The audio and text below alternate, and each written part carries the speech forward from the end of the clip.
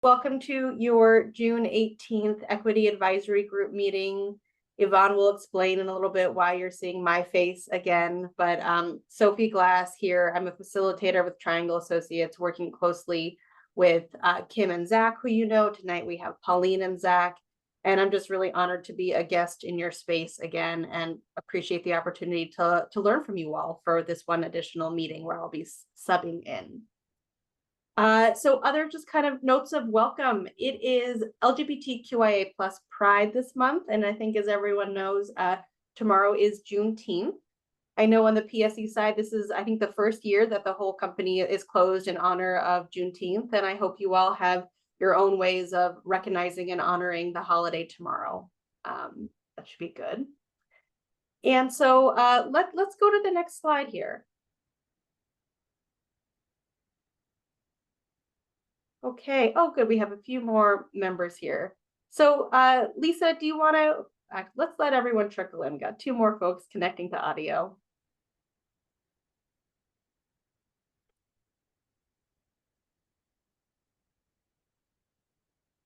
Beautiful. Welcome, D'Amico. Welcome, Dennis. There we are. Oh, let's get Dennis all the way connected here. It's a good safety moment. I don't want anyone to miss it. It's a particularly cute picture. All right, welcome, Dennis, and everyone else. I was just saying that thank you for giving me a chance to be a guest in your space again. You know, there'll be an explanation of why I'm still in the room for now. And let's just hear from Lisa with the safety moment. Absolutely. Hello, EAG and everyone. Go to the next slide. All right. This month's safety moment is focusing on the importance of rest. I know that is a hot commodity that we don't all get to enjoy, but just utilizing as much as possible, taking those naps whenever you can. So some important things about rest are the energy that you get when you are able to rest. So it recharges our bodies, providing energy for daily activities. It provides mental clarity. So adequate rest enhances our focus, our concentration, and our cognitive abilities. It also is good for emotional well-being. Rest regulates our emotions. I know sometimes when you don't get enough rest, we can be a little cranky in the morning. It reduces irritability and it promotes a positive outlook on the rest of your day.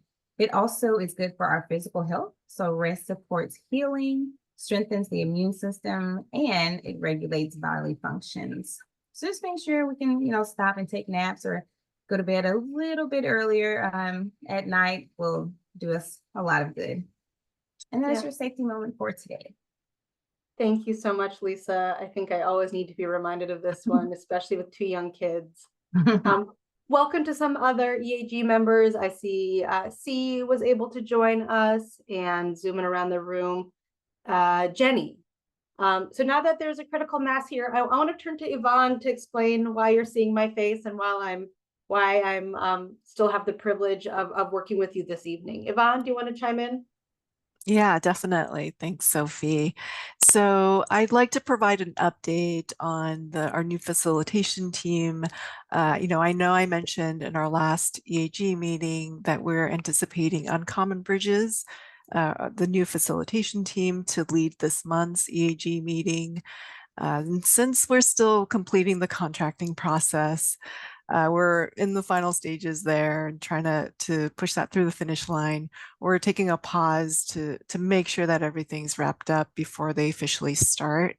So once that's all done, Uncommon Bridges will start to lead the EAG meetings. So that's mainly the only reason for this delay. So at this point, we anticipate that next month's July EAG meeting, Uncommon Bridges will lead that meeting. So Sophie's here to facilitate and lead this meeting in the interim. So thank you, Sophie, for facilitating this. Yeah. Well, it's an honor to be with all of these really talented community members and community leaders here as part of the EAG. So with that note, you can go to the next slide, please. So we have our equity moment, and tonight we're going to hear from Megan. Hello. Can you hear me okay? Yep, we can hear you, and you can go to the next slide, probably will. So for my turn at the equity moment, I wanted to talk about something that I find pretty important in my job. For those of you who don't know me, I'm a professor in the geography department and the Cultural and Environmental Resource Management Master's program at Central Washington University. And so we're finding more students are coming to Central who are neurodiverse, and this is not something that I was ever trained in, right? I was never trained really how to make presentations and to really teach to a neurodiverse crowd. And so I'm finding that I'm needing to do more research on this and really kind of change. For me, it's my lectures, so I thought it might be good to talk about presentations today, but I think what I say here can be translated over to, pamphlets or brochures or handouts of any sort, or even web pages. But yeah, if you look down at the figure in the center, you can see that there's all sorts of different neurodiversity, everything from autism, ADHD, dyslexia, all sorts of different disorders that kind of fall into this category. And so it does not mean that, students aren't capable and that they're not smart and they do really well, but I think it helps if we have some considerations. And so I used a couple different web pages to find this. I think Lisa was going to put them into the chat, but a few tips that I gleaned from the sites that I was looking at were things like use a sans serif font. So fonts like the one that you see here that does not have the little feet on the bottom. Feet can oftentimes make it less easy to read the letters and really see what words are saying. Try to stick to a single hue color scale. Try not to use contrasting colors by any means. This is also true for colorblind people as well. And there are different hue scales that work well for different things. So if you know your audience, you can kind of pick a color scale that works well. Use muted or neutral background colors. Definitely never use anything that's very bright. It can cause headaches and trigger other things. Use visual hierarchy to guide your eyes through a slide, like have a nice heading, have some text, have, kind of a graphic, so it kind of leads the reader through a slide. Don't make it too cluttered. You always want to have at least a little bit of white space, and so it's not too jam-packed. And then oftentimes for neurodiverse people, it's helpful to use icons. Pictures are good too, but icons are simple and they're easy to kind of anchor someone back to what you're saying, even if they're not kind of getting the words. If the words are swimming, the icons can be really good to help someone focus and kind of bring them back to the point of a slide. I will say that there are different tips, again, for different crowds, for different types of neurodiversity, especially for dyslexia. If you have several people in your crowd, or maybe you're talking to a group of dyslexic people, you will want to use some different things to kind of help those people. But I wanted to bring some attention to this because I think there are a lot more neurodiverse people out there than we thought. And ever since the pandemic, I love it that we're talking so much more about mental health. And I think, neurodiversity is really getting a spotlight shown on it, and it's super important. Thank you so much, Megan. I see in the chat some support from your colleagues here. And then Lisa, thank you for sending the resource where some of this information came from.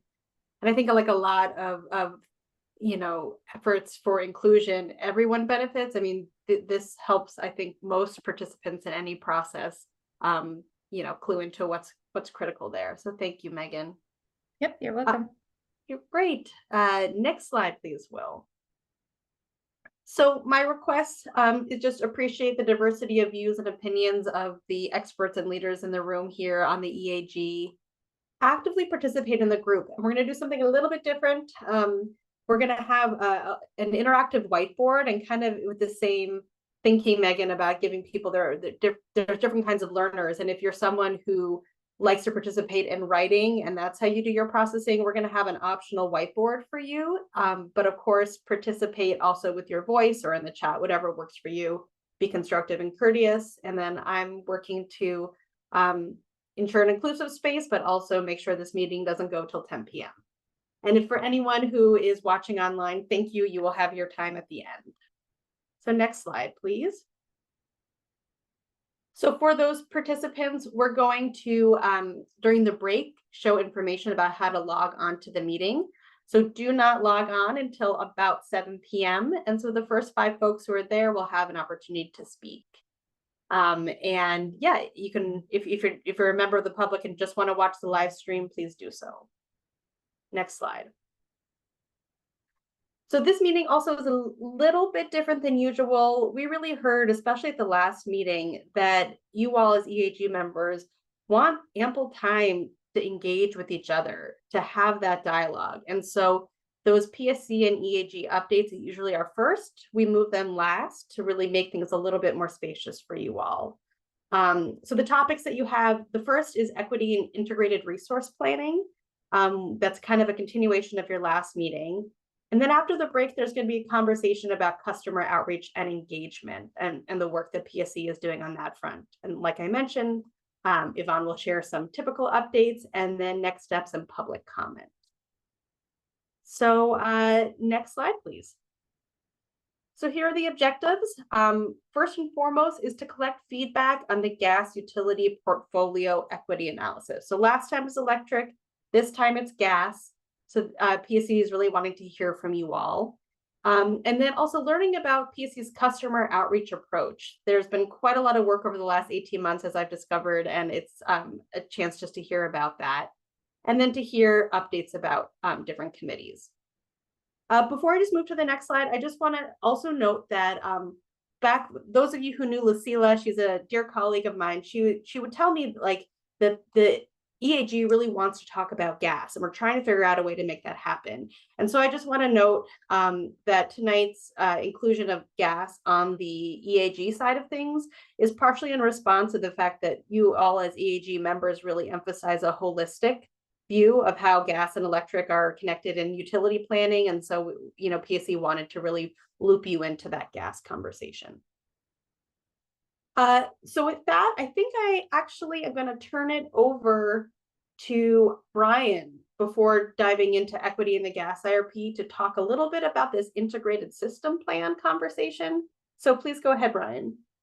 Thank you, Sophie, and hello, EAG members. It's so good to see you all. I don't think I've presented here in quite some time, so it's good to see some familiar faces and familiar names, and welcome to new members who I haven't met in some time. I'm just here to give a brief update on the ISP. Kara sent an email a number of weeks ago related to the integrated system plan and our approach, and so just wanted to come today to let you know that we did move forward in filing a petition last week with the UTC, asking us to transition from our 2025 IRP process to the new integrated system planning process. So hopefully you saw some of those details in that email from Kara. We are excited to start on this ISP process, and we know it's going to require, of course, a lot of meaningful engagement with this group and other advisory groups as well. And so hoping that we get a response and an answer. Our request is for a response by July 1st, and it will be up to the commission to make that decision. But again, we want to begin to pivot if needed towards that integrated system plan or continue to stay the course on this 2025 IRP. Now, as I mentioned, all that said, this is still up to the commission to make that determination, either on the timeline given or to review the document as a whole.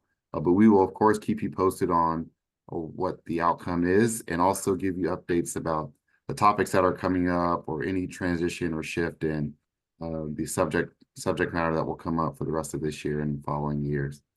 But I will say that regardless of the decision, the discussion that you're going to have today with Hannah and the team on the gas IRP is going to be incredibly relevant to what we do in our future plan, whether it be the 25 IRP or the integrated system plan. The feedback, the conversation, the dialogue that you all are having today will all be used and all critical for how we transition in our planning process here. So I'll stop there and see if there's any questions. Hopefully that's helpful. Again, we just want to provide a quick update from the email that Kara sent. Thanks, Brian. Any questions for Brian about PSC requesting to move towards an integrated system plan? Okay. Well, if you think of one, drop it in the chat and I'm sure we'll be able to answer it. So we can go to the next slide. I'm going to ask Hannah to come on screen. Oh, is the ISP required? Do you want to speak to that real quick, Brian, about the legislation? Can you hear me? Yes. Yes, okay. Thank you for the question. Yes, it is required. It is a new law that was passed earlier in the year. So yes, it is required. And the ISP itself is a plan that would be due January 1st, 2027. And so we are trying to make plans for that integrated resource plan that will be filed in January 1st, 2027. But yes, it is required. Thanks for the question, C. And then, Carrie, I see your question here in the chat about will education materials about the IRP, especially environmental impacts, be available? Thoughts on that one, Brian? I'm thinking, Carrie, are you thinking of, oh, Okay, so I'm thinking because if there will be, some sort of heads up or education, because eventually people who are, your customer will be impacted by the plan somehow, somewhere, right? Especially when we're talking about there might be infrastructure, or changes of rate. So I'm just wondering if, how to keep everyone on the same page. They might not need high level information, but at least, that might, need to have information available, that somehow people can understand. Um, but again, I'm not looking for like translating or, making the whole plan, available, but I'm thinking about, how to keep people, on the same page in terms of communication. And especially for those who will be impacted by the changes the most, should have more resources to help them to understand what would the transition be and what's the, the all the plan about, and at the end of the day, what they would be expecting. yeah, thanks for that question. So I'll start and then I'll see if Ray wants to add anything I may have missed. But when we go through this IRP process and eventually transition to ISP process, we're still thinking about this group here, the advisory group, but also the public webinars that we hold as well. So the discussions we have today, we do that in a public webinar forum as well for all PSC customers to come in, participate, and have this sort of discussion. But one thing I'll mention is that for the IRP process, so this segment of the planning process, it's all generic resources. And so it's not directly tied to a specific resource in a specific place. There's another layer, whether through an RFP process or other project-related processes, where we really dig into the details and impacts of a particular project that may happen.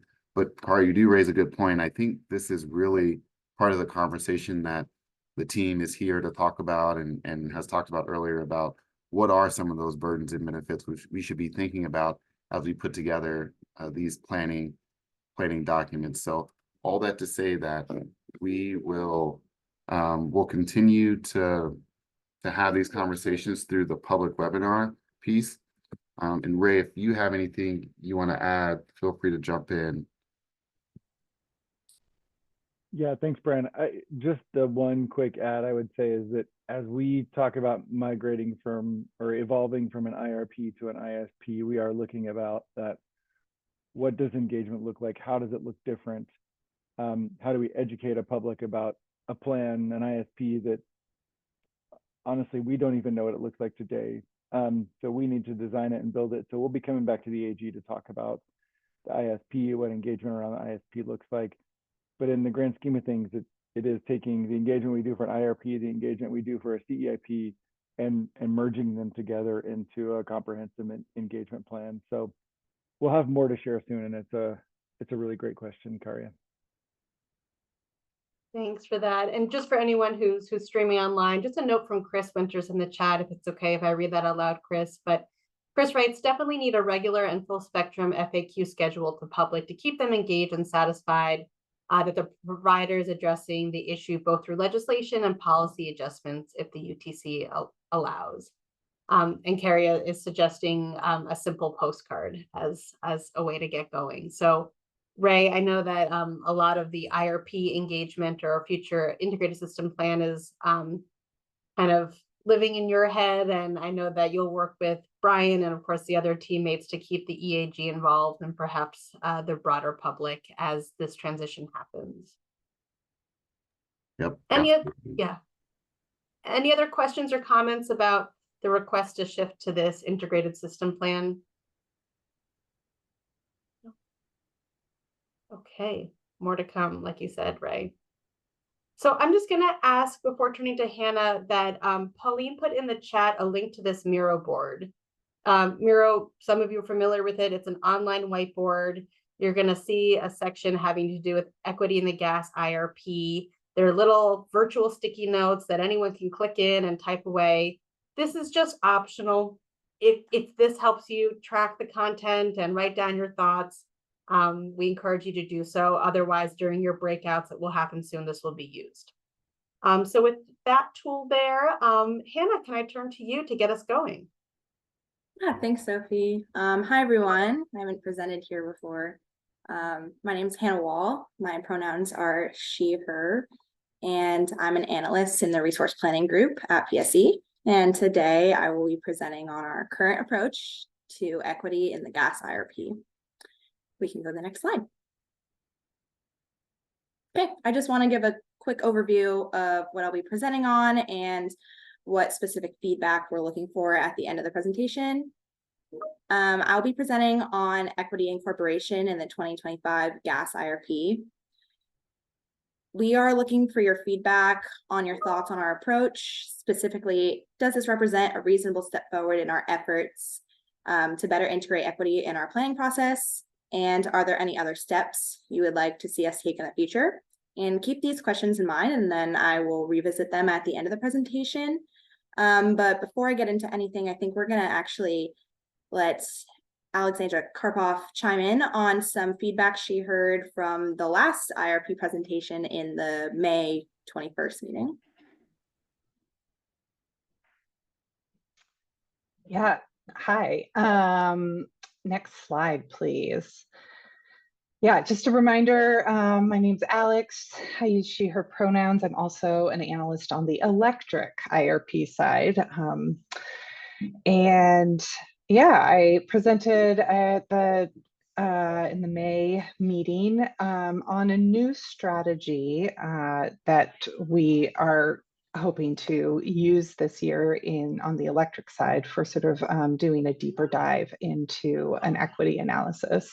Like Brian mentioned, again, we're using these generic resources that don't have a place, right? So trying to figure out how we evaluate equity is without an actual community that's being impacted has been a real exercise. So folks here, you all provided this feedback, which I just wanted to summarize quickly and let you know that we are definitely going to be taking a deeper dive into the feedback and figuring out how to revamp our strategy and take into consideration this feedback. So this slide just summarizes, we've got some feedback that we definitely are going to look deeper into including in our assessment, including possible rate changes resulting from different resource selections. And then I'm not sure we're going to be able to do this on an IRP scale, but we're going to look in and see how many households might be affected by different portfolios and resource selections. We're also going to further explain the reasoning and the ideas behind sort of our equity analysis. And we are going to, I think we are currently working right now on sort of defining our measure of health outcomes. So we'll be coordinating with the CEIP team to sort of align on that metric. And then we also got a comment back on the efficiency of delivered services. So we'll be taking a little bit of a look into that. I just want to point out that one of the things that we really can't do within the scope of the IRP is that we are not able to measure indoor air quality. Again, we're looking on sort of a much broader pulled back scale, and we just don't really have the access to get sort of inside folks' homes and buildings. And then, yeah, there's also suggestions that we're already pursuing that are summarized here. We're going to continue building out our engaging stakeholders. I think presenting here is a big part of that. And we do very clearly define the objectives of resource planning. The IRP is written into the RCWs and the WACs at Washington. It's a mandated thing. We have to do an IRP, and the objective is really to plan the utility. It helps the utility plan for future meeting future customer loads. So that's really the baseline of what we're doing. And finally, we have a mechanism to monitor and review the progress of our methods, and that will be presented as a appendix in our electric IRP. So with that, I will turn it back to Hannah unless there are any follow-up questions. Any questions for Alex on how, on what PSC heard from you all when you shared your feedback on the electric side and IRP and equity planning? Not seeing any in the chat. Okay, well, thank you so much, Alex. Thanks for being having here. me. Yeah, let's turn it back to Hannah then. All right. Thanks, Alex. All right. So I'm going to give a brief overview on what an IRP is, just a reminder from the last meeting we had. So it's a future-looking plan of what resources appear to be cost-effective while maximizing benefits and minimizing burdens. Since this is a forward-looking document, it's based on the best information that we have today about the future. We're including climate change data and up-to-date building requirements and current laws and policies and a plethora of other assumptions to make an informed decision about the future. The outcome of an IRP model is a plan, including a mix of various resources that supplies customer need. The IRP does not make any resource or program implementation decisions. That's a separate process. PSE is comprised of 2 utilities, electric and gas, and so we are required to file 2 IRPs. The electric is filed every 4 years with a 2-year progress report, and the gas IRP is repeated every 2 years. We can move forward to the next slide. So the 2025 IRP document, if it is filed given the ISP, is both a gas and electric IRP filed as one collective document. I will be focusing on the gas portion of that IRP. The gas IRP is a regulatory planning document that is filed to the UTC, that is the Utility and Transportation Commission, that evaluates various potential futures that affects our ability to meet customers' natural gas supply needs. PSE has a legal obligation to provide gas to any customer in our service territory that requests gas use. And we also are evaluating cost-effective decarbonization in our analysis. The IRP meets current laws and building code requirements and evaluates impacts of building electrification and alternative fuels. Under the existing gas IRP framework, we are looking for a least cost portfolio.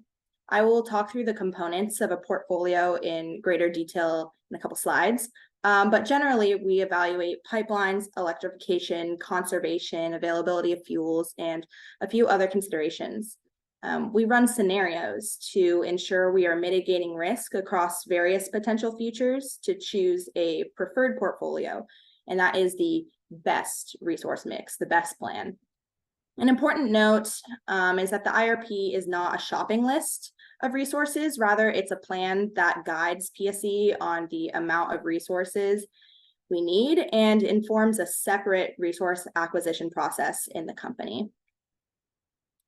We can move forward, next slide. All right. As I previously mentioned, the IRP is a planning document that evaluates the least cost approach for delivering gas and meeting our customer use needs. And the IRP focuses on a specific segment of the supply system, and it's important that I clarify what we're evaluating when I'm talking about that gas IRP. The IRP performs analysis of regional pipelines and the availability of various fuels. The pipelines evaluated are not PSE owned. Rather, PSE has a contract with these regional pipelines to supply to the PSE city gate. We do own a few peaking units for severe cold events. Anything that is considered downstream of city gate is included in delivery system planning, which is a separate analysis that occurs at PSE.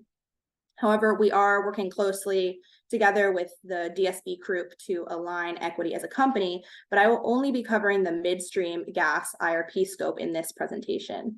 DSB gave a public webinar presentation on equity in the delivery system, and they may have come to the EAG a couple times, and I think we can send out a link to that public presentation in this meeting. So just to recap, the gas IRP analysis includes the midstream gas supply system. That's that light blue area that says midstream with the circle. That's what I'll be talking about when we're evaluating these pipelines and where we're getting all our resources from. We can move forward.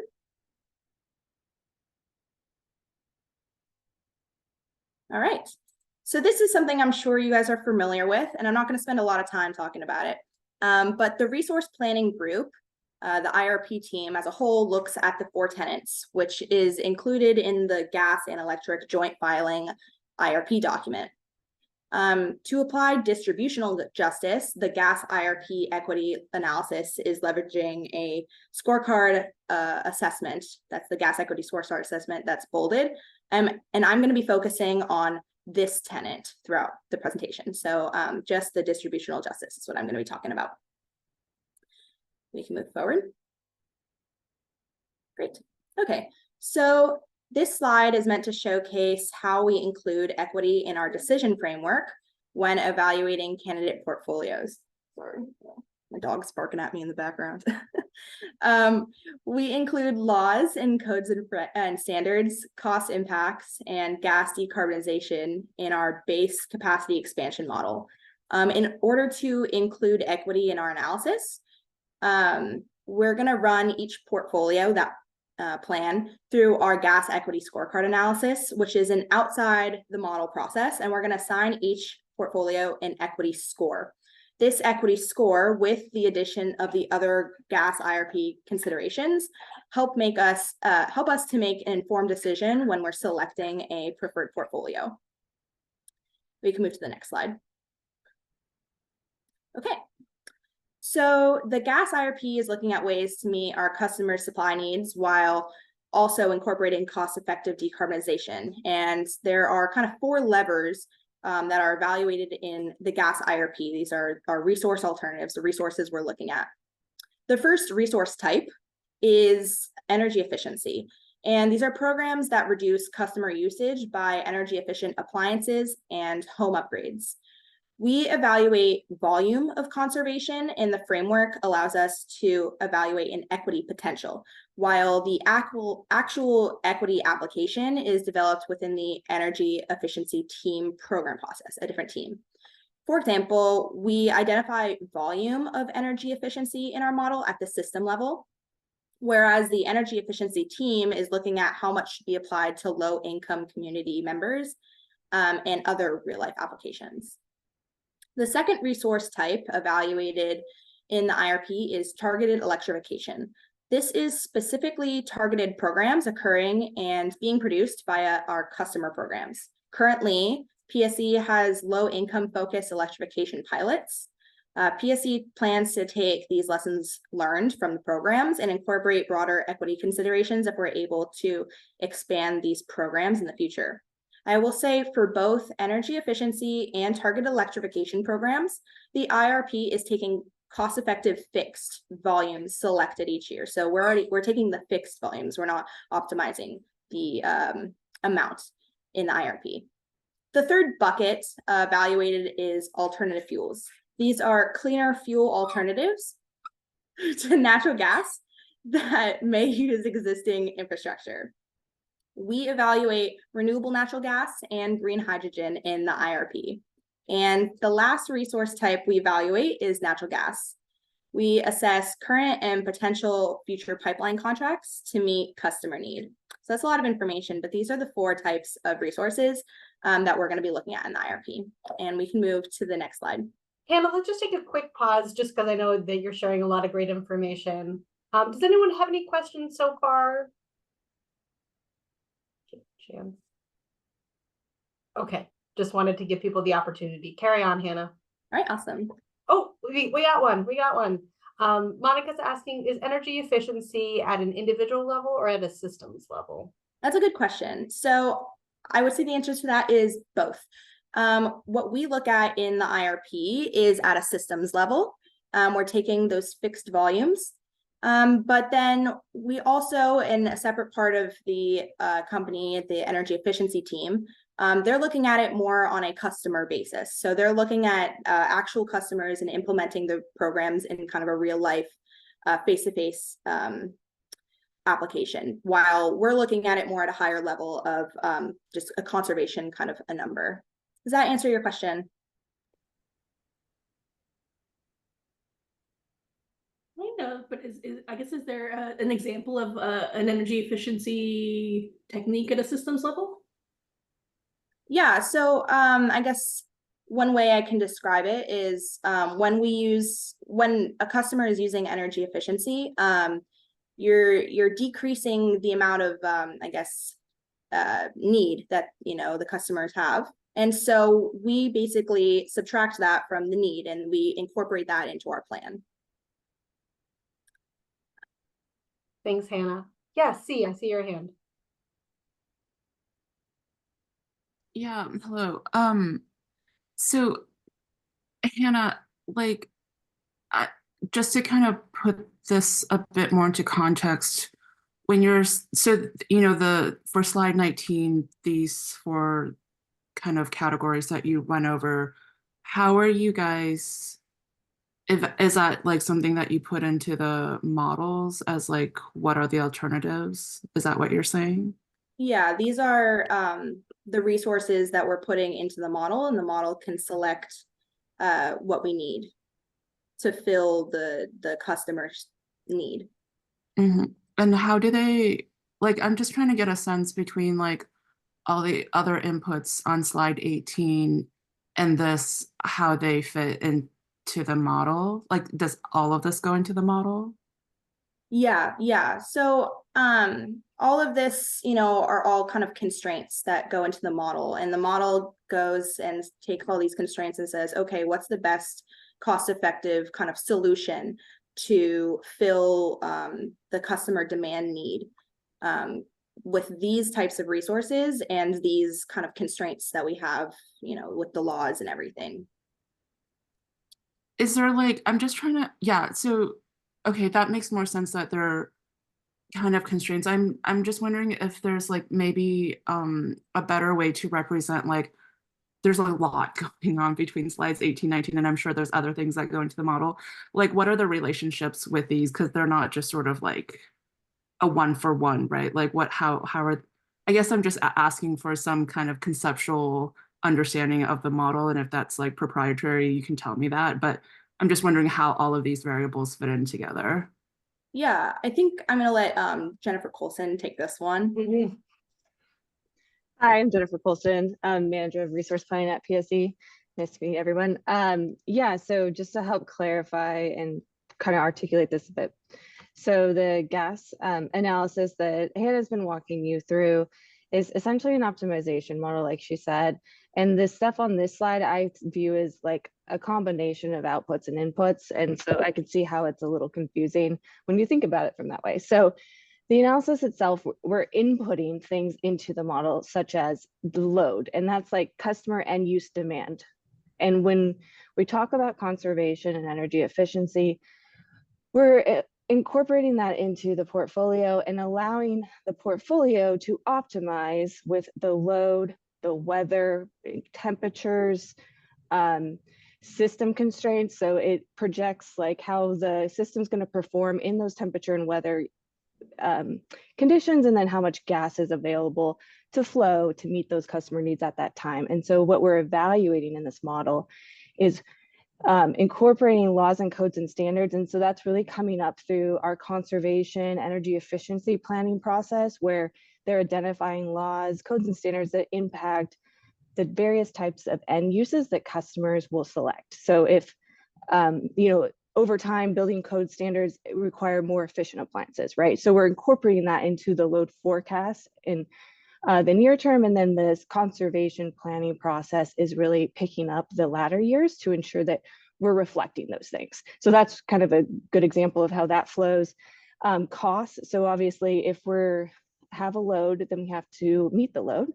So we have to acquire maybe a pipeline contract to bring that fuel to the customer, or we have peaking resources on the system. So in the coldest of cold days, when things are constrained and everyone has something on, the model itself will evaluate, is a peaking resource more optimal than an additional pipeline contract. So those are kind of the decisions that's going in, and it's optimizing around costs, like she said. As of the law today, we're looking at least cost. Recently, in the last IRP, we've added gas decarbonization, and that's where you see the targeted electrification measure popping up.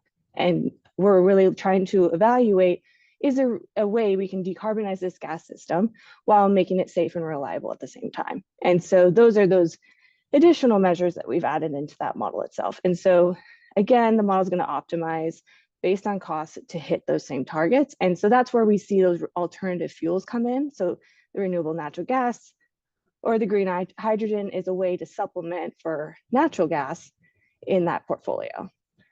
Does that kind of help? And so when we talk about energy efficiency in this construct, we really are optimizing regarding volume of energy efficiency that would be cost effective for the customer and PSC to invest in. And then we're kind of handing that over to energy efficiency, and they're saying, okay, so you're saying I need to do this much, so I'm going to go and figure out how to do this much. And that's where they're really on the ground being like, okay, I'm going to do this program, this program, this program. This is my target. I have to hit my target to reduce that consumption. I see a lot of questions in the chat, so sorry. Yeah. Climate changes is included. I'm sorry, I'm out of order, but I see climate change. I do want to, that is definitely in there. Similar, I don't know if you've talked to the electric side, but we use the same climate change models, the 3 models from the Northwest Planning Conservation Council that they set up. Yeah. And we have lots of RPEG meetings on that topic specifically. We could send you a link to. Yeah, I'll let Sophie direct us. Sorry, I'm confused Sure, now. no. Good. See, were you going to respond? Yeah, that makes more sense. Thanks for kind of that rundown. Yeah. And if someone can pop in the links for the climate change, the webinars or whatever they are, that would be really great. Yeah. Yeah. I want to make sure you all can get to your breakout. So the great questions from Monica in the chat. Can I ask Jennifer to respond to those in the chat, and then Hannah can carry forward?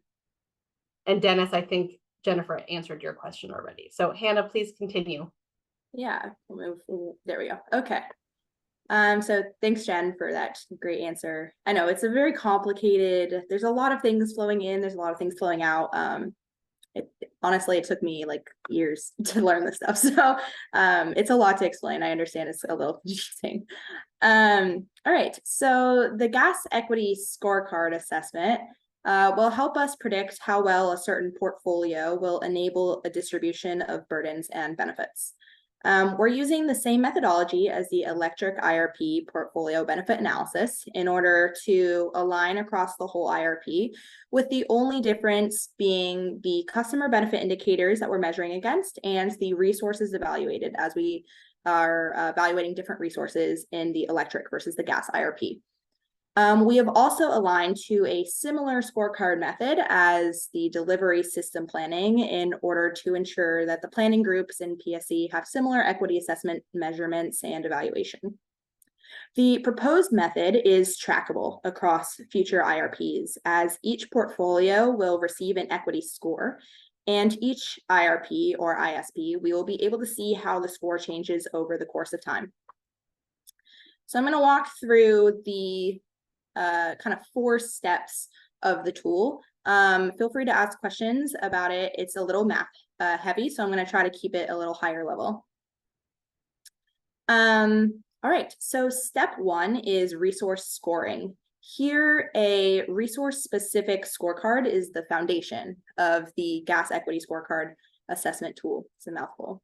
Each resource assessed in the IRP capacity expansion model will get a unique score describing its ability to contribute to more equitable outcomes. The resources included in the scorecard are the 4 types I've listed: energy efficiency, targeted electrification, natural gas, and then we're going to break out the alternative fuels into 2, renewable natural gas and green hydrogen, for a total of 5 resources that we're evaluating. Scorecard for these resources are developed before portfolio development begins. So before we've run the models, and we're going to discuss them here, and they're mutually agreed upon with various key interested parties such as yourselves, the RPAG, and we've presented also at the public webinar. Resources are scored on a binary, meaning the resource either contributes positively to a given criteria and is assigned a score of 1, or does not contribute and or contributes negatively and is assigned a score of 0. Here we're scoring directionally rather than with magnitude. So we're only caring about if it impacts or if it contributes at all, not how much. The scoring criteria is made of customer benefit indicators, which I will discuss on the next slide with great detail. While each resource receives a specific scorecard, the gas equity scorecard analysis is aiming to measure the holistic impact of a given mix of resources, and therefore the resource scores are going to be aggregated and they're going to be applied to the portfolio level. So I'm going to move now to step 2, which is where we're extracting portfolio results from Plexos. At this point, we've already run the model, we have our results, we're pulling the results out. And this helps inform the composition of each portfolio in quantity of each resource in metric tons per year. So we're basically just taking a stack of resources, the amount of resources the model has selected, and we're pulling out how much of each the model has chosen. Step 3 involves taking that resource stack in terms of metric tons associated with each of the resources that sum up to the gross demand. And then the resources are going to be normalized to 100%. So we can get the percent composition of the portfolio. The reason that we're normalizing here is it allows for a comparison of portfolios across various timescales, customer use conditions, and other factors between portfolios that make it challenging to compare them directly. So the normalization helps us to be able to compare the plans. The portfolio composition is then going to be multiplied by the equity score for each of the resources to obtain a final portfolio equity score. At this point, all of the portfolios are going to have one single score that's averaged based on what is the components of the portfolio. At this time, each metric that we're measuring is weighted equally, but it's possible that we can weight them differently based on feedback. Finally, I'm going to move to step 4, which is where we're including the total portfolio cost. This step involves normalizing the cost to the gross demand of the portfolio in order to be able to compare across conditions. And so at this point in the process, we're basically looking at the cost against the portfolio equity score. The portfolios that come out of this with the lowest cost and the highest equity score are considered the most desirable. So that was a lot of information. Does anyone have any questions? Thank you, Hannah. And I want to just note in the chat, Jennifer was able to answer your questions, Monica. Any questions before we make a decision to take our break now or later? Okay. Nicely done, Hannah. Oh, there we go. We have Monica's just asking the question about wondering how a decreasing number of gas customers may have a steady portfolio cost, but a rising per customer cost. Thanks for that note, Monica. So you'll have these experts, Hannah and Jennifer, in the breakout room, so you can ask some more questions there. According to our, do have one more slide. Oops, I'm the worst. Go ahead, Hannah. No worries. We're gonna do the final slide and then we'll jump into those breakout rooms. Thanks, Sophie. Okay. So per the Clean Energy Transformation Act that was passed a few years ago, the electric IRP adopted the customer benefit indicators as an approach to ensuring equity is taken into consideration. They included their equity analysis in the 2023 electric progress report, whereas the gas 2023 IRP did not include an equity analysis. And so therefore, this is our first look at including equity in the gas IRP. We're following the steps of the gas IRP, or the electric, pardon me, but we do not include certain steps that they've taken. So they're a little further ahead of us right now. The primary difference is that we do not include generic resources. And I think Alex gave a presentation on what they're doing with the generic resources the last time. So we're not including that in this presentation or in this analysis. The 2025 gas IRP will be incorporating the same CBI categories, excluding those metrics that we feel are electric specific. So here are 6 CBIs that we are including. There's a longer list, but these are the ones we felt best represented the gas system as well. So I'm going to walk through each of these CBIs and how we're scoring the resources. All right. Each resource I list also will get a score of 1, as in it's going to positively contribute to the customer benefit indicator. Okay, so CBI 1 evaluates participation in clean energy programs. We will be targeting energy efficiency, targeted electrification, and renewable natural gas programs. CBI 2 evaluates increases in clean energy jobs. Here we will be evaluating energy efficiency, targeted electrification, and clean energy fuels, so both renewable natural gas and green hydrogen. CBI 3 evaluates home comfort. This CBI will target energy efficiency and targeted electrification programs. CBI 4 evaluates a reduction in greenhouse gas emissions. The resources scoring in this CBI are any resource that has a net zero contribution to greenhouse gas emissions as measured by the Climate Commitment Act. These resources are energy efficiency, targeted electrification, renewable natural gas, and green hydrogen. CBI 5 is measured by a decrease in frequency and duration of outages. Here we are evaluating total system reliability. And so any resource that contributes to system reliability will get a score of 1. Specifically, these resources are natural gas, renewable natural gas, green hydrogen, and energy efficiency. We decided to score this CBI in this way because we are looking at the total reliability of the overall gas system. The gas system is built for more resilience from major events such as very cold days. And so therefore, any resource within the gas system will receive a positive score. And the last CBI, number 6, evaluates improved access to clean and reliable energy. Therefore, we're targeting clean alternative fuels, both renewable natural gas and green hydrogen, assuming perfect future technology capabilities. So these are what we're measuring, and that's how we're scoring. And I think we can move forward now. Thank you so much. Thank you, Hannah. So the next slide includes the questions, I believe, that will be posed to you in the breakout groups. But let's first hear from C. Yes, go ahead.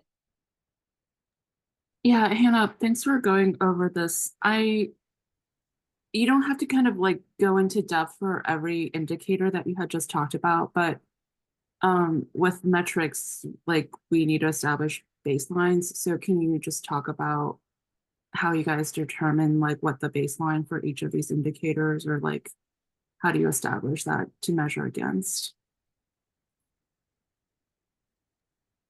Hannah, do you want to take that, or Jennifer, what do you think? Jen, if you want to take that, you can take that. Otherwise, No, it's a good question and a good point. As we think about this, I don't think we've really gotten that far. I think the first step was to identify these metrics and how we thought they applied to the gas portfolio, and then evaluating how could we apply them to the different alternatives. And once we got that far, we could establish, okay, based on that and based on these alternatives, this would be the baseline that we would consider. So we're not there yet, but if you have ideas, I think we'd be open to hearing about them, because I could see that. It's a good question. Yeah, thanks for clarifying. I mean, I just feel like some of these are quite difficult to measure. I'm not a data analyst, but like I'm just wondering how you guys would establish a baseline for home comfort with the number of customers you serve. It just seems like quite an unwieldy kind of task. So I guess that's what I'm wondering about some of these indicators. Oh, that's a good, yeah. So a clarification, I think, as you look at the metric to the right, so that's how we're thinking of a way to measure it. So for improved home comfort, we have dollar and net present value for energy efficiency programs. So essentially, if people are able to purchase and get access to efficient appliances, and in theory, their home comfort should be at the correct level because they have efficient appliances, and we are meeting the target by spending the correct amount of money on those programs. But if you have other ideas on that, we're open to those. But that's, I think, how she's seeing that column there under metric. Thanks for that, Jennifer. Yeah. See, does that help? Yeah, yeah, thanks for qualifying that. I guess my initial response, so sorry, I'm just now talking out loud when Hannah was going through the categories, is if we look at the first indicator of improving participation in clean energy programs, like I think it might be easier once you establish the baseline in future repetitions to be like, this is how much additional participation, but as someone in communities, like what I would be interested to know, even from your baseline, is like, what is the existing or sort of preceding participation overall, rather than like a measurement of like the incremental increase? Because like if we're only reporting on incremental increase from the baseline, it feels quite decontextualized to me as like an audience member. So like I would just want to know what it is like at present, rather than, I mean, obviously it would be good if it was improving over time, but also just like how that compares overall. Does that make sense? Yeah, it definitely does. I mean, we do have baseline numbers for some of these programs on the electric side. We're starting to do some of these things on the gas side, but it's just the first start. So we may not have a baseline for every potential new program, right? But we will. Yeah, I think that's a good point. Well, it seems like you're already getting to kind of that deep dialogue. We were aiming for the breakout rooms. I know that the steering committee and really just emphasized how valuable those breakout rooms are. So my question to you all is, we were slated to take a break now. We could either take that break and come back to do the breakouts, or do the breakouts now. This is your meeting, so I'll just put it in the chat. If you want, this is the break question. Do you want to take the break now or later? Can you just write now or later in the chat? And I'll let you all determine. Take the break now. Okay, D'Amico says now. Let's see if one other. Dennis says later. We have Chris says now. Okay, Megan says now. Let's leave it on the question slides. Let's go to the next slide, please, Will. Okay, we'll take a quick break. Let's come back at 6:10. And then at that point, we'll go into the breakouts. And instead of doing 20 minutes in total, we might shave that down a little bit. So we'll see you all at 6:10. You asked in the chat that we didn't get to. We will get to that. Let's see, Jenny, C, D'Amico, if you're back. Chris, if you're back. Marco, give us a thumb or a face. All right. Well, how about this? I know that, oh, you're here, see, very good. I know that there's also conversations to be had about outreach, which is exciting. So let's do, Pauline, let's get everyone into breakout groups. Both groups are going to be talking about the same thing, and you'll have facilitators in your group. But the short of it is we want to hear what sticks out to you about this approach, this gas equity approach. How do you feel about it? Is this a reasonable step forward? Are there other considerations? So Pauline, will you randomly divide us up? And we'll come back at just after 6:20. Welcome back, everyone. Thanks for taking a few minutes in those breakout rooms. I had a lot of fun watching your sticky notes get populated. I'm going to turn to Seth and Will to just do a lightning recap of what's been shared, but of course you have access to this whiteboard so you can go to the other groups and look at it for yourself. So Seth, can I start with you?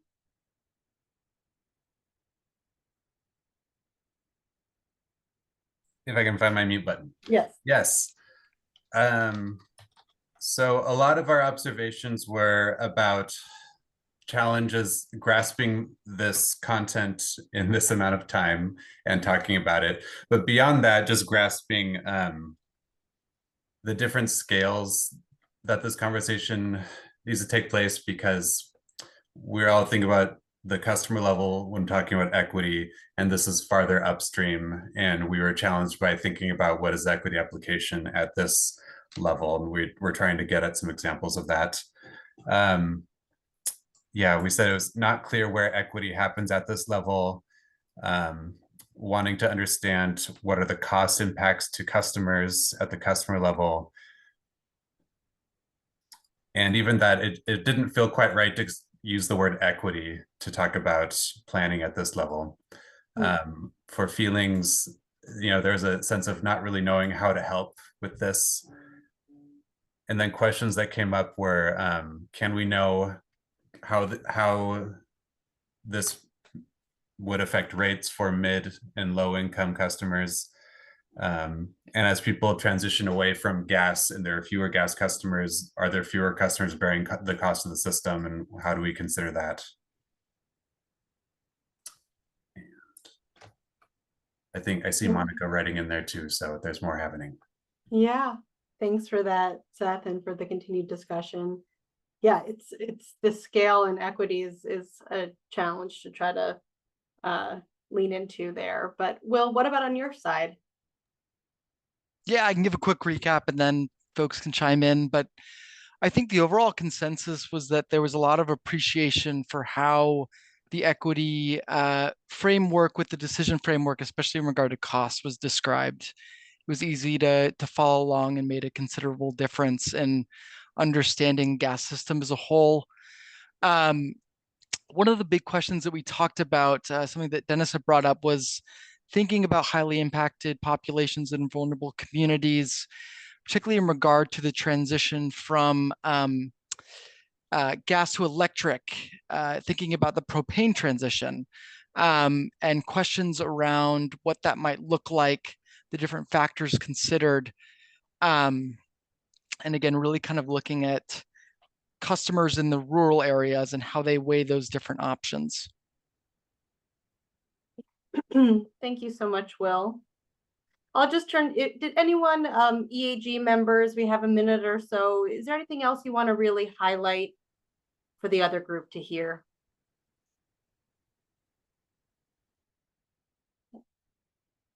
Okay.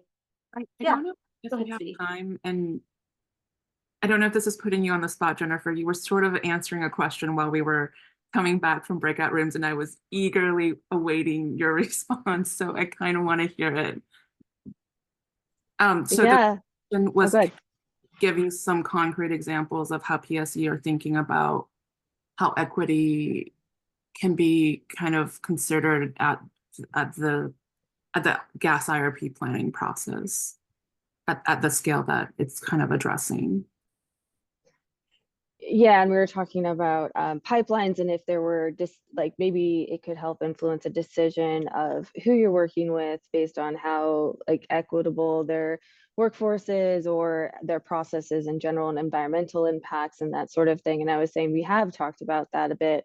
One of the challenges is that there's not a lot of pipelines. There's, I think, 2 maybe. So you could do that, but then you're resilient. Like if one of them fell off the list for some reason, not saying that either of them would, I don't recall the details, but if one did, then you wouldn't be able to balance the load for the system. So I guess kind of no. Sorry, that was a really sad example as we think through it. Yeah, sorry, go ahead. No, thanks for giving a crack at that answer. This was a lot of content. I've heard this presentation, Hannah, give it 3 times now, and I'm still wrapping my mind around it. So it's a lot of really rich information, and thank you, Hannah.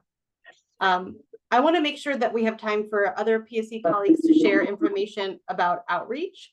And so I think let's put a pin in this conversation. You know, the Miro board is live if anything else comes to mind. But Will, can I ask you to share the deck again, and then we can get Melissa up here? Sure thing.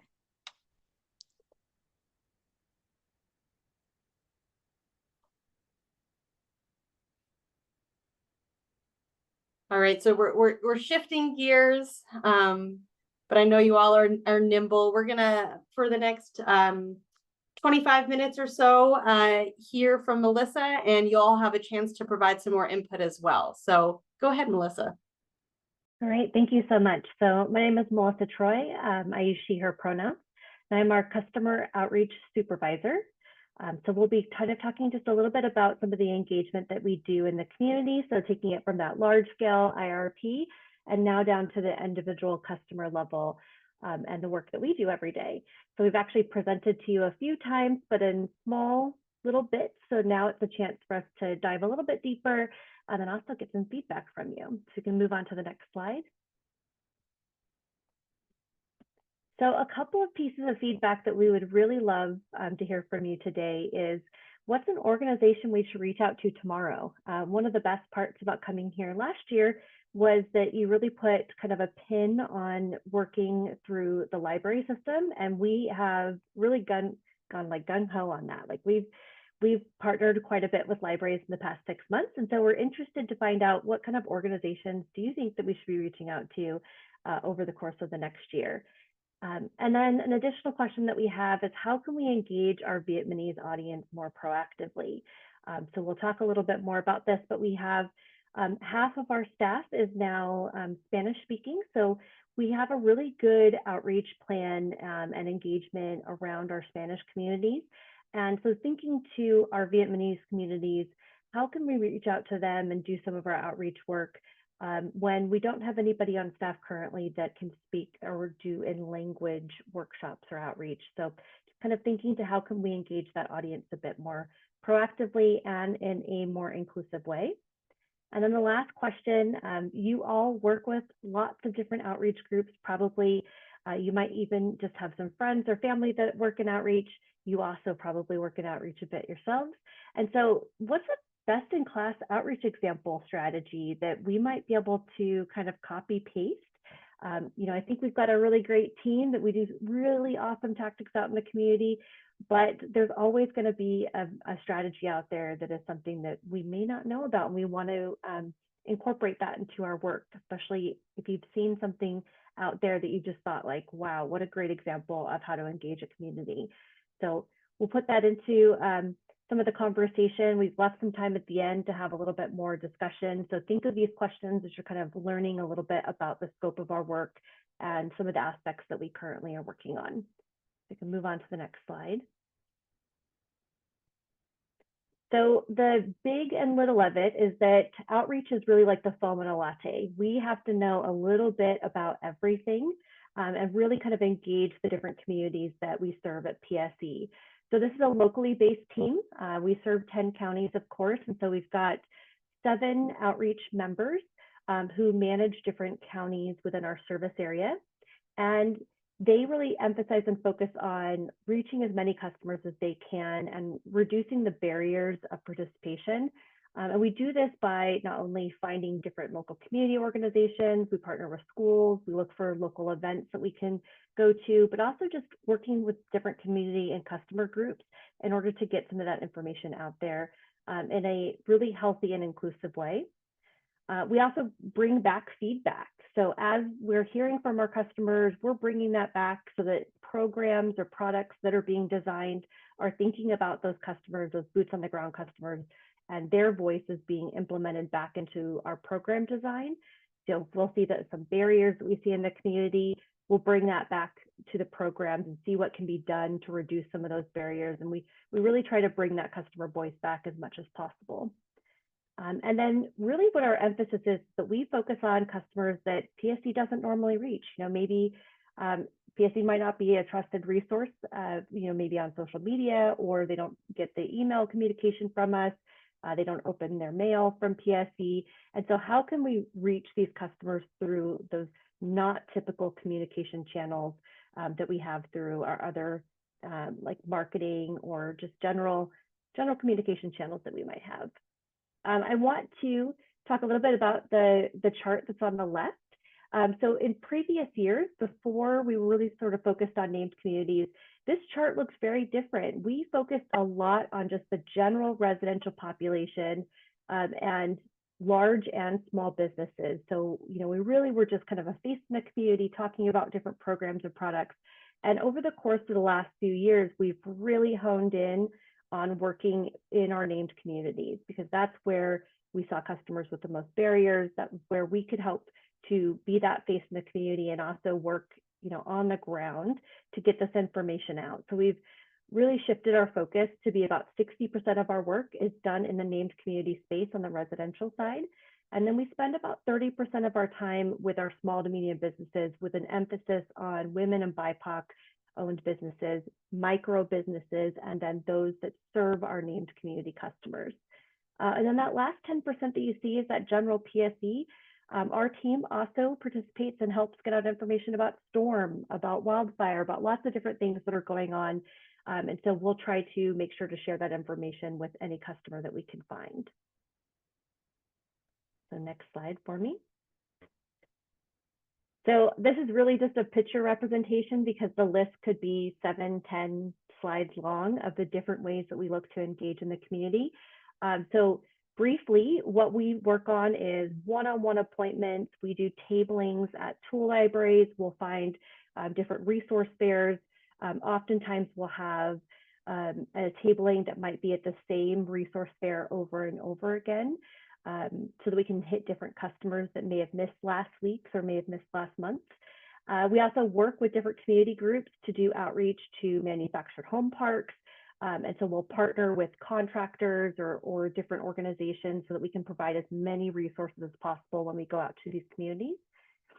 We also do workshops. So we'll partner with different organizations and we'll provide tablets, and they might provide laptops so that we can help customers sign up for some of the different programs, or we'll just come to your house. We have done that. It's pretty rare, but we've done presentations at community groups that were being hosted in a home.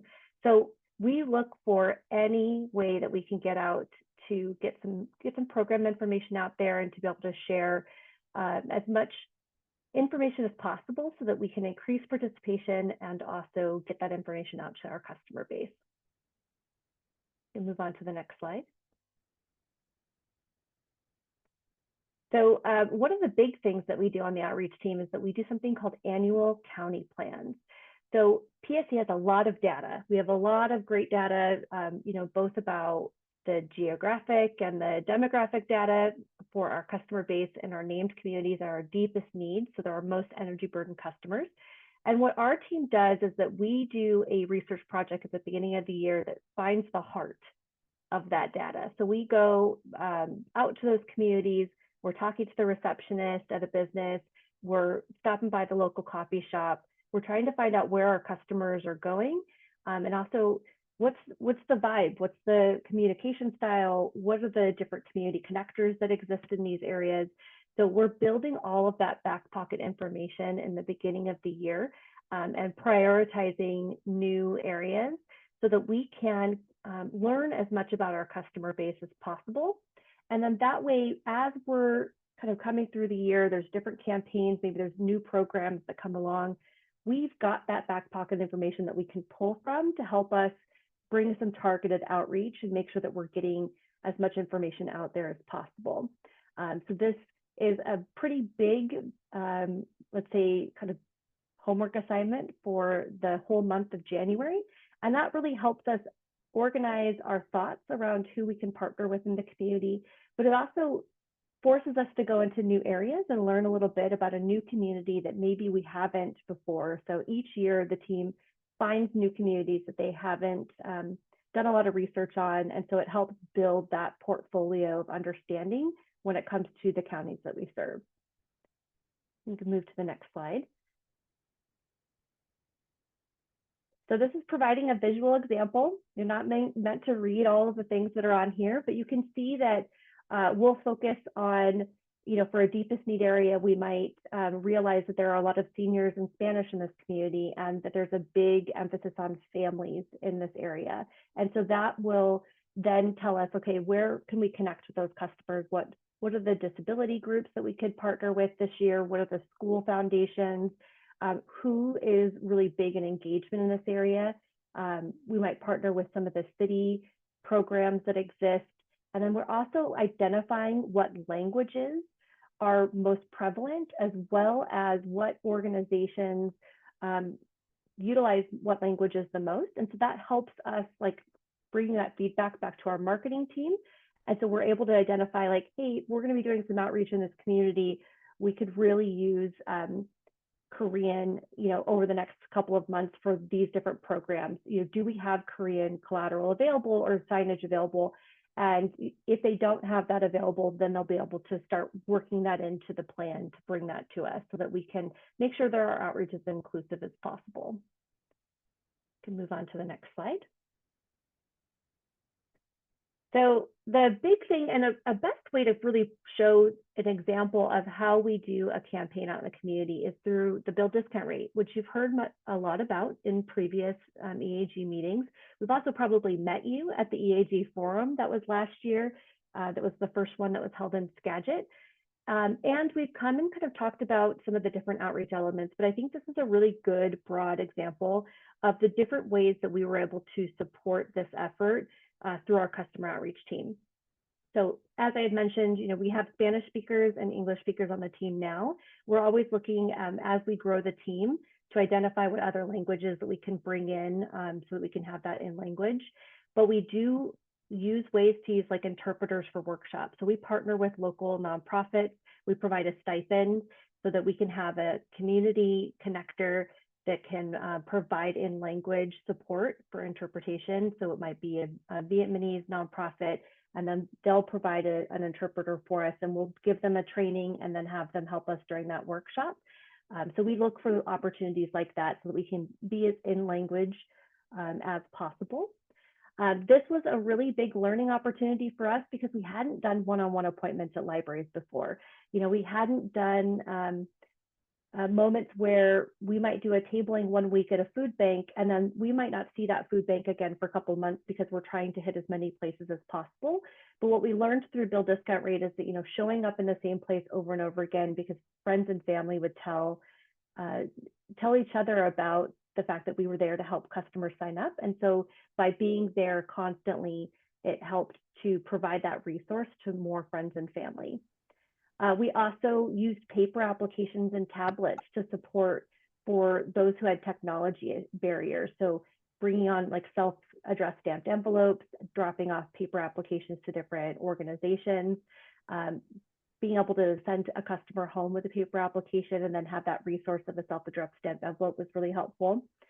And then we worked a lot on train the trainers. So we're only a small group, and we recognize that there are about 80,000 customers we were trying to reach with this program. So not only was there marketing going out and different event teams that were going out to talk about this, but what our team did was that we went and trained caseworkers. We were at like foster home facilities. We were training volunteers at different nonprofit organizations. We were training staff at resource centers so that they could know exactly step by step how to apply for bill discount rate. And then that way, as they met a customer, they could help that customer apply for this program. So our little team of 7 was able to engage about 5,300 customers over the course of the last 6 months for bill discount rate. And we were able to sign up ourselves about 2,000 customers. That was a pretty big lift for a very small team. And we prioritized the events into our named community spaces and also a huge emphasis on our Spanish population. Can move on to the next one. So part of being here is to get that feedback because we are always learning and growing. And I think we learned some really valuable things from bill discount rate that we're taking into our future outreach. I had mentioned, booking those additional events at the same location over and over again was really helpful when you have something that's so great, like something that people can participate in right away. But we were also able to identify that some of the required documents and social security number barriers by kind of bringing that back into the program, and really pushing for some of those things to be eliminated, we're able to increase trust, and that therefore increased participation. So we recognized that it was a huge barrier to participate on some of our other programs. And so we were pretty much like standing on a soapbox talking about how great this was and making sure that the program was aware that this was such a valuable thing, and that it really did increase both participation in the workshops, but it also increased participation in our programs.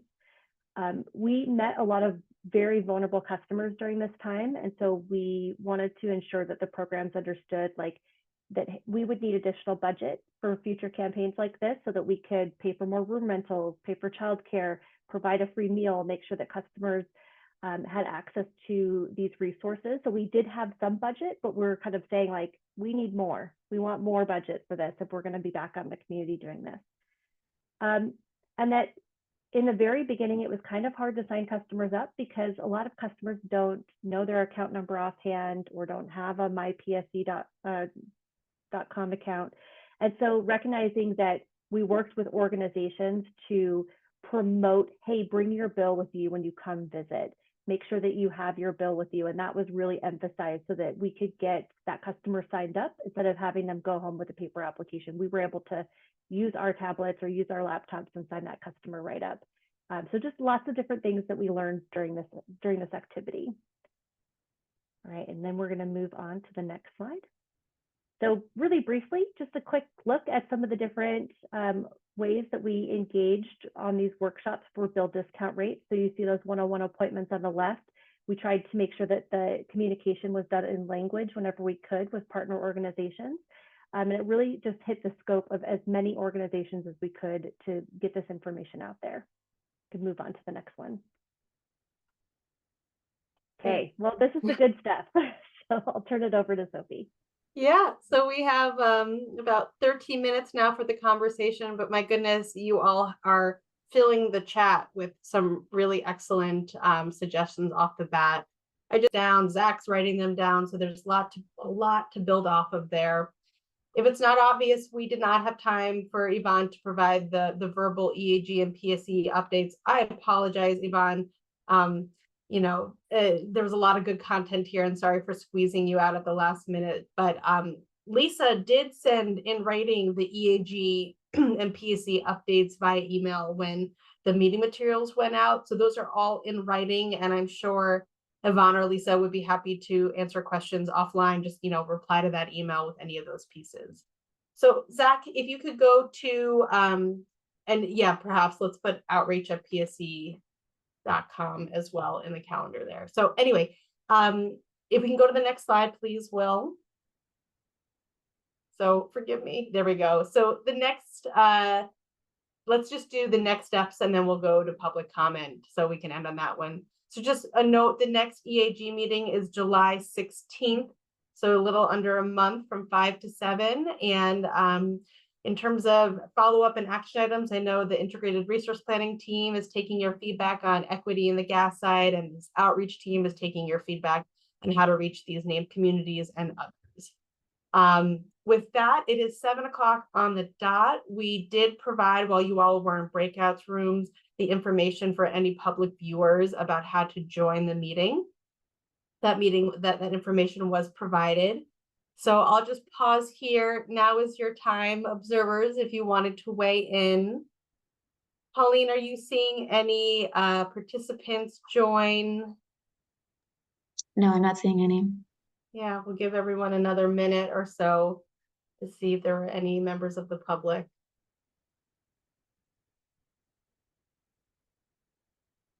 Let's see. All right. Well, I'll speak slowly and wrap us up. And if someone happens to join from the public, we can pivot there. But just wrapping on the note of gratitude for letting me spend another 2 hours with you. I'm really excited for Uncommon Bridges to take over, but it's such an honor to be able to have spent these last 2 meetings with you. And for those of you in the beginning who weren't present, I just was recognizing and acknowledging that this is LGBTQIA+ month. So I hope you find ways of celebrating there. And then as well, that you find ways of honoring Juneteenth tomorrow. So a lot to recognize and honor. And I think this is probably enough of a pause that I will call the meeting adjourned with no members of the public here. Thank you so much, everybody. And yeah, I hope to see you all soon.